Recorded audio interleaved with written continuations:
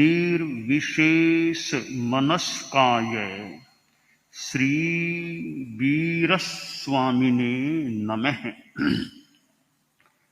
भगवती सूत्र के 25वें शतक और प्रथम उद्देशक में कहा गया है, तेणम कालेणम तेणम समयेणम रायगिहे जाव एवं वयासी कत्तीणम भन्ते लिस्साओ पन्नत्ताओ गोयमा छल लिस्साओ पन्नत्ताओ तंजहा कन्न लिस्सा कन्न लेसा जहा पदम सये वित्तीय उद्देश्य तहेव लिस्सा विभागो। जैन दर्शन में, जैन वाङ्मय में आत्मवाद का सिद्धांत है, एक मुख्य सिद्धांत है जैन दर्शन का। और भी विचारधाराएं आत्मा को स्वीकार करने वाली हो सकती हैं। कोई किसी रूप में माने, कोई किसी रूप में माने। एक या अनेक अन्य विचारधाराएं, दर्शन भी आत्मा को किसी रूप में यानी पुनर्जन्म को मानने वाली और भी विचारधारा दुनिया में मिल सकती है। जैन दर्शन और जैन आगम वाङ्मय में आत्मा के संदर्भ में बहुत विस्तृत विभिन्न संदर्भों में वर्णन प्राप्त होता है। और भगवती सूत्र तो संभवतः एक मुख्य आधार है जैन आगम वाङ्मय में, तत्व ज्ञान के संदर्भ में, आत्मा के संदर्भ में और आत्मा से जुड़े हुए अनेक विषय। आत्मा से जुड़ा हुआ एक विषय है लिस्यावाद। लिस्या आत्मा है तो आत्मा के साथ कर्मवाद की बात है, तो इधर यह एक लिस्यावाद या लिस्या की अवधारणा है कि संसारी प्राणी एक अंतिम मोक्ष जाने से थोड़ा सा समय होता है, तब तो अलिस्य लिस्या रहित स्थिति में पहुंच जाता है, थोड़ी सी देर फिर मोक्ष हो जाता है। बाकी संसारी प्राणी किसी न किसी लिस्या में यानी लिस्या युक्त होता है। जैन तत्व विद्या में यानी जैन तात्विक ज्ञान में योग और लिस्या ये दो चीजें आती हैं। काय वांग मनो व्यापारो योग है, शरीर की प्रवृत्ति, वाणी की प्रवृत्ति, मन की प्रवृत्ति, यह योग है। और इधर लिस्या, लिस्या परिणाम धारा, भाव धारा, फिर द्रव्य लिस्या, भाव लिस्या, ये भेद भी होते हैं। भाव लिस्या मूल चीज है, जो परिणाम धारा, भाव धारा है। लिस्या और योग मानो कि ये घनिष्ठ मित्र हैं, अभिन्न मित्र से हैं, घनिष्ठ मित्र हैं कि साथ रहने वाले, कि जहां लिस्या है वहां योग है। मैं संस्कृत भाषा में वो बनाऊं वाक्य, यत्र यत्र लिस्या तत्र तत्र योग है, कि जहां जहां लिस्या है वहां वहां योग भी है। ऐसा संभवतः यह नियम बन सकता है कि यत्र यत्र धूमस तत्र तत्र वह्निः, यह जो न्याय के ग्रंथ में बात आती है कि जहां जहां धुआं है वहां वहां अग्नि है। दूर से आदमी देखता है कि पहाड़ पर धुआं उठता हुआ दिखाई दे रहा है, वास्तव में धुआं है, तो मान के चलें वहां अग्नि भी है। धुआं है तो अग्नि का नियम है, बिना अग्नि के धुआं नहीं हो सकता।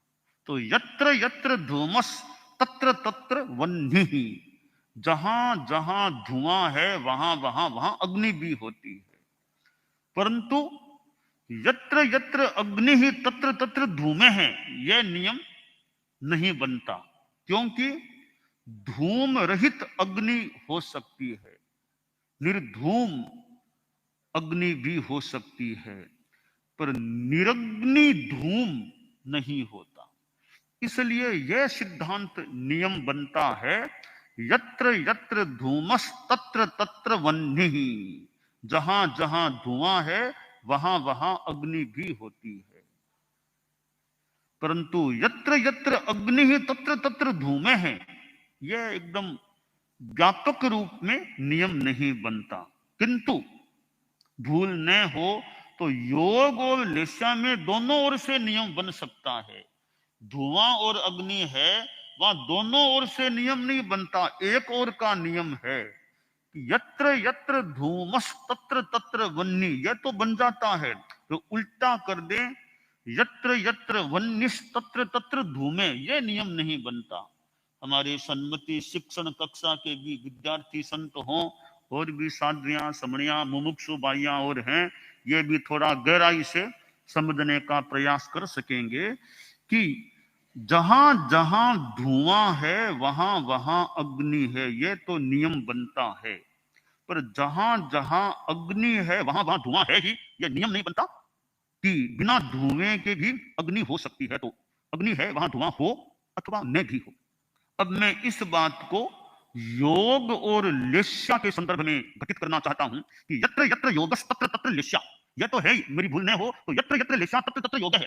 ये दोनों ओर से नियम बन सकता है कि जहां लेस्या है वहां योग है, जहां योग है वहां लेस्या है। जिहां सलेसी तिहां सजोगी, जोग तिहां कही लेस, जिहां सजोगी तहां जोग। लेस्या में कायक फेर छे, जान रे या जीण रे से सुगुण।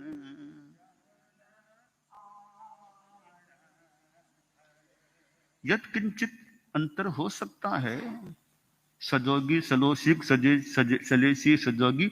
भाव यह है कि जहां संयोगता है वहां सलिष्यता भी है, जहां योग है वहां लिस्या, जहां लिस्या वहां योग। दोनों में साहचर्य है, दोनों में मित्रता है। कोई मित्रता, कल्याण मित्रता कुछ भी मान लो, कि जोग और लिस्या सहचर हैं, सह अवस्थान की स्थिति है योग और लिस्या की। और तो कोई मित्र मान लो दूर भी हो जाए, कोई छोड़ भी दे, योग लेस्या को कभी नहीं छोड़ता है, लेस्या योग को नहीं। दोनों में बड़ा गहरा अनुबंध सा है। अब कैसे है, मैं थोड़ी सी तात्विक बात बताऊं कि 13वें गुणस्थान में योग है, तो 13वें गुणस्थान में केवल ज्ञानी होता है, वहां लेस्या भी है। केवल ज्ञानी होने पर भी वहां लेस्या भी है, योग भी। योग कैसे है, केवल ज्ञानी साधु बात भी करता है, केवल ज्ञानी साधु विहार भी करता है, गमनागमन करता है। और यूं केवल ज्ञानी के किसी रूप में मन की प्रवृत्ति भी होती है, कि मन की प्रवृत्ति किस रूप में, यहां तक बताया गया है। एक देव, बहुत ऊंचे देव, अनुत्तर विमान के बहुत ऊंचे देव हैं। एक यहां एक कोई केवल ज्ञानी है, तीर्थंकर मान लो, कोई केवली है, जो भी। तो अब जो वो देवता है बहुत ऊंचे हैं, उनके मन में कोई जिज्ञासा है, प्रश्न है। अभी प्रश्न का उत्तर एकदम बिल्कुल सही उत्तर तो केवल ज्ञानी उत्तर देगा, उसमें कोई शंका कोई बात अपेक्षा नहीं है, एकदम सही उत्तर होता है। अब वो देव अपनी जिज्ञासा का समाधान करना चाहते हैं, बहुत बहुत बहुत ऊंचे हैं वो, केवल ज्ञानी यहाँ है, मनुष्य लोक में है। अब वे अपने प्रश्न का उत्तर पाने के लिए वहीं से प्रयास करते हैं, तो वे वहीं से प्रश्न पूछते हैं। आजकल आप लोग ये टेलीफोन, मोबाइल फोन ये उपयोग करते हो, ये भी छोटी बात है। कोई मोबाइल फोन देवलोक वहां तक चले जाए ऐसी अब तक कोई खोज नहीं है। वो अनुत्तर विमान के जो देव हैं वहां कोई टेलीफोन से बात कर ले, इतना विकास अभी तक विज्ञान का हुआ नहीं है। पर वो ऐसी प्रक्रिया है कि देव वहां से वो अपना प्रश्न पूछते हैं, और यहां बैठे मनुष्य लोक में केवल ज्ञानी वो उस प्रश्न को जान लेते हैं और वे उसका उत्तर देते हैं। जो उत्तर देते हैं उसको वे देवता जान लेते हैं। वहां से वो केवल ज्ञानी के उत्तर को पकड़ते हैं, जानते हैं और अपना उत्तर प्राप्त करने की प्रक्रिया है। तो यह क्यों है कि योग, मन का योग किसी रूप में है तो वे देवता उसको जान लेते हैं। तो योग है तो केवल ज्ञानी में लेस्या भी है, शुक्ल लेस्या, परम शुक्ल लेस्या कहते हैं भले, वो केवल ज्ञानी में भी लेस्या होती है 13वें गुणस्थान तक। पहले गुणस्थान से लेकर 13वें गुणस्थान तक के जीवों में हर जीव में लेस्या भी होती है और योग भी। सामान्य रूपेण योग भी, जो भी विधि विधान है उस रूप से रहता है। 15 जो योग हैं, एकदम योग नहीं, वो अवस्था 14वें गुणस्थान में आ सकती है। बाकी बाटे बेटा का वो जीव, कोई भी जीव है ना, अनाहारक तो कोई हो जाए, केवली समुद्घात में 3 समय अनाहारक तो हो जाए, पर अयोग अवस्था संभवतः, क्यों दिनेश जी हमारे बहुश्रुत परिषद के सदस्य हैं, कि अयोग अवस्था किसी भी एक भी समय 14वें गुणस्थान को छोड़ दें, बाकी भले अंतराल गति में हो, किसी स्थिति में हो, पूर्णतया अयोगावस्था नहीं, अनाहारक अवस्था आ सकती है। जैसे केवली समुद्घात में भी आती है और अंतराल गति में भी, वो जितना भी है 2 समय 3 समय जैसी भी, वहां भी अनाहारक स्थिति हो सकती है। पर न तो अलेस्या की स्थिति आती है और न अयोग अवस्था आश्रय आती है।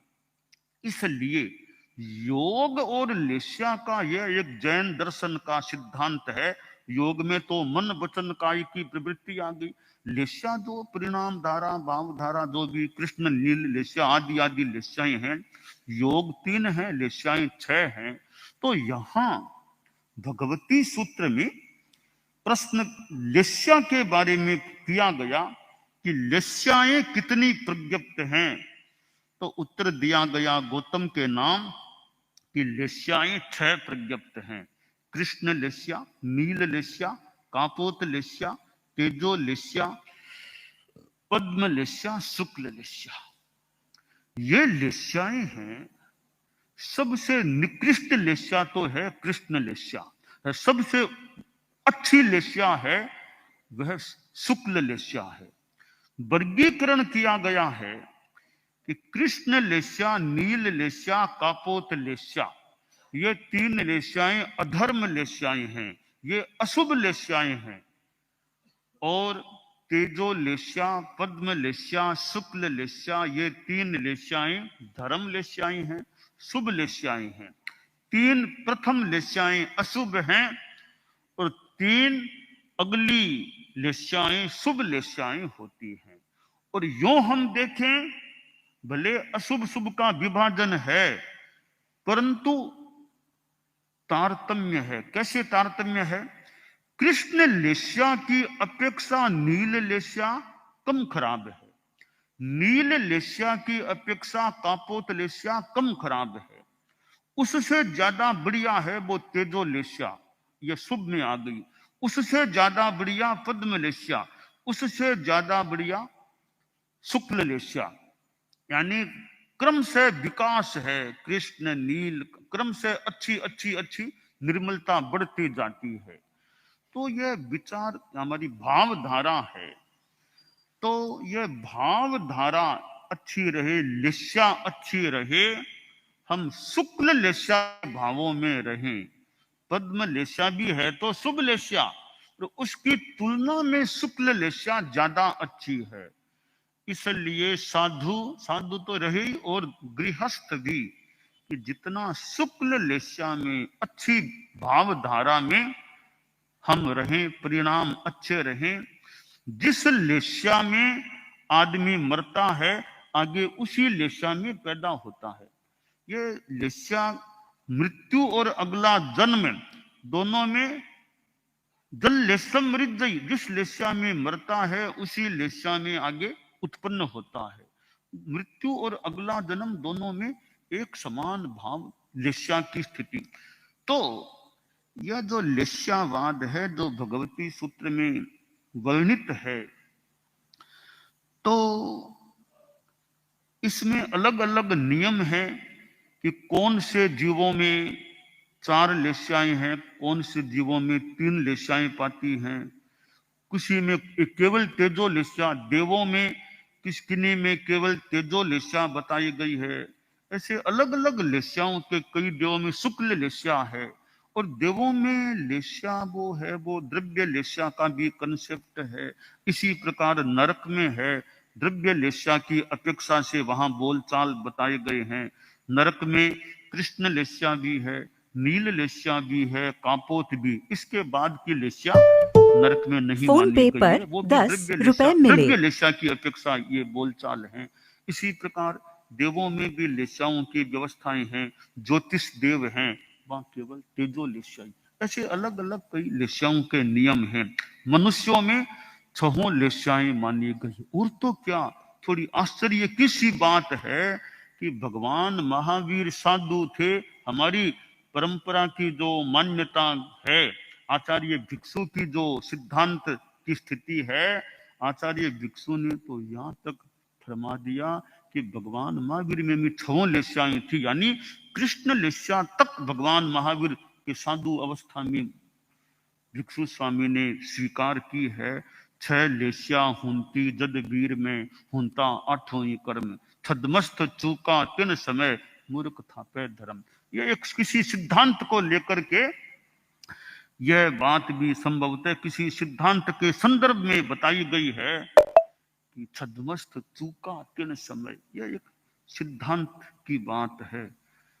तो यह बात कही गई है, वो भी भिक्षु स्वामी ने, मानो कि उन्होंने जिस भगवान महावीर का जो सिद्धांत माना, उसी सिद्धांत को सिद्ध करने की प्रक्रिया में उन्होंने भगवान महावीर को भी छद्मस्त चूका तिन समय, जब भगवान महावीर से प्रमाद चूक हुई थी तब वे छद्मस्त थे।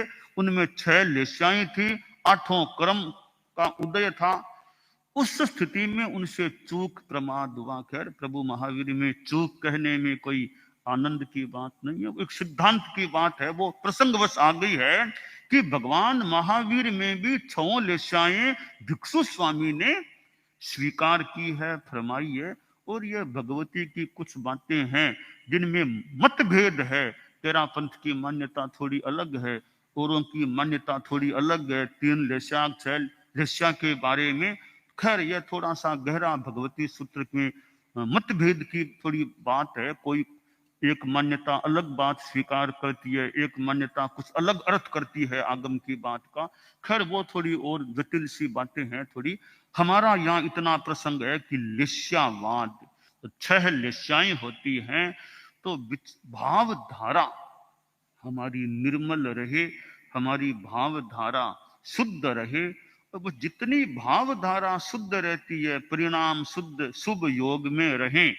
यह एक कल्याण का उपाय है कि शुभ लेस्या में रहो और शुभ योगों में रहो, और शुभ लेस्या में भी शुक्ल लेस्या में रहो।